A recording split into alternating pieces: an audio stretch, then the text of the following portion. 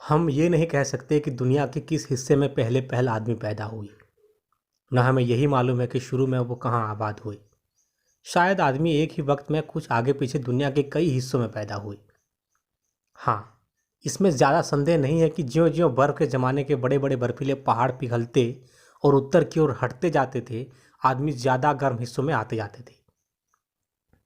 बर्फ़ के पिघल जाने के बाद बड़े-बड़े मैदान बन गए होंगे, कुछ उन्हीं मैदानों की तरह जो आजकल साइबेरिया में है।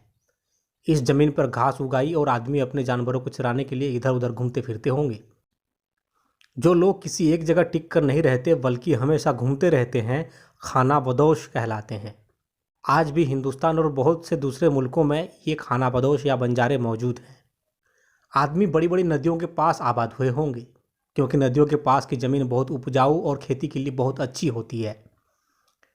पानी की तो कोई कमी नहीं थी और ज़मीन में खाने की चीज़ें आसानी से पैदा हो जाती थी। इसलिए हमारा ख्याल है कि हिंदुस्तान में लोग सिंधु और गंगा जैसी बड़ी-बड़ी नदियों के पास बसे होंगे।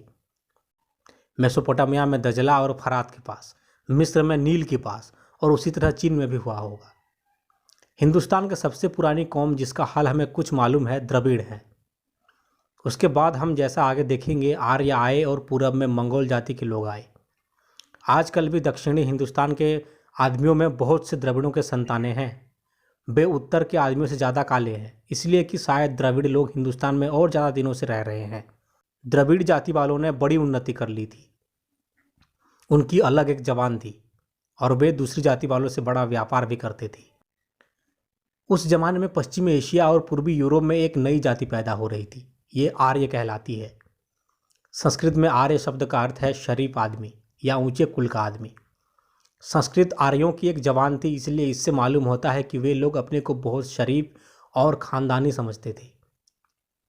ऐसा मालूम होता है कि वे लोग भी आजकल के आदमियों की ही तरह शेखीबाज थे। तुम्हें मालूम है कि अंग्रेज अपने को दुनिया में सबसे बढ़कर समझता है। फ्रांसीसी का भी यही ख्याल है कि मैं ही सबसे बड़ा हूँ। इस तरह जर्मन, अमेरिकन और दूसरी जातियाँ भी अपने ही बड़प्पन का राग अलापती हैं। ये आर्य उत्तरी एशिया और यूरोप की चरागाहों में घूमते रहते थे, लेकिन जब उनकी आबादी बढ़ गई और पानी और चारे की कमी हो गई तो उन सब के लिए खाना मिलना मुश्किल हो गया। इसलिए वे खाने की तलाश में दुनिया के दूसरे हिस्सों में जाने के लिए मजबूर हुए। एक तरफ तो वे सारे यूरोप में फैल गए, दूसरी तरफ हिंदुस्तान, ईरान और मेसोपोटामिया में आ पहुँचे। इससे मालूम होता है कि यूरोप, उत्तरी हिंदुस्तान और मेसोपोटामिया की सभी जातियाँ असल में एक ही पुरखों की संतान है, यानी आर्यों की।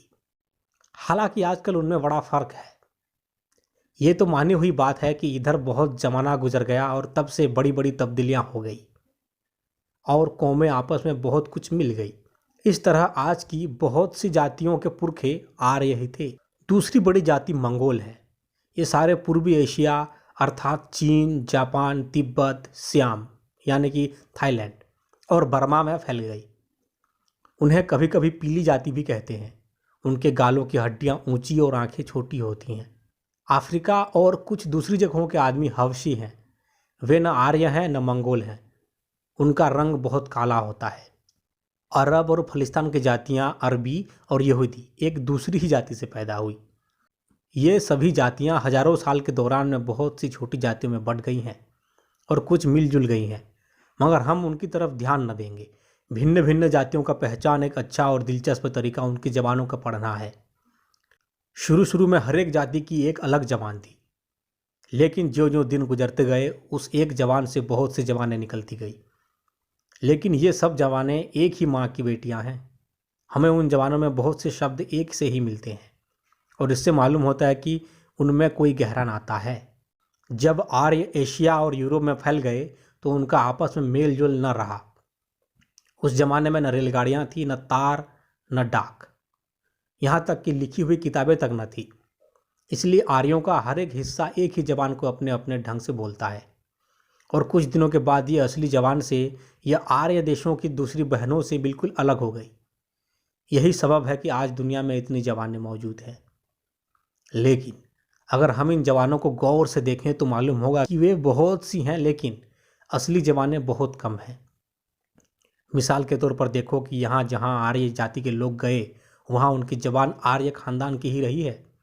संस्कृत, लैटिन, यूनानी, अंग्रेजी, फ्रांसीसी, जर्मन, इटालियन और कुछ दूसरी ज़बानें सब बहनें हैं और आर्य खानदान की ही है। हमारे हिंदुस्तानी ज़बानों में भी जैसे हिंदी, उर्दू, बांग्ला, मराठी, गुजराती सब संस्कृत की संतान है और आर्य परिवार में शामिल है। ज़बान का दूसरा बड़ा खानदान चीनी है। चीनी, बर्मी, तिब्बती और सियामी ज़बानें उसी से निकली हैं। तीसरा खानदान शेम ज़बान का है, जिससे अरबी और इब्रानी ज़बानें निकली हैं। कुछ ज़बानें जैसे तुर्की और जापानी इनमें से किसी वंश में नहीं है। दक्षिणी हिंदुस्तान की कुछ ज़बानें जैसे तमिल, तेलुगु, मलयालम और कन्नड़ भी उन खानदानों में नहीं है। ये चारों द्रविड़ खानदान की हैं और बहुत पुरानी हैं।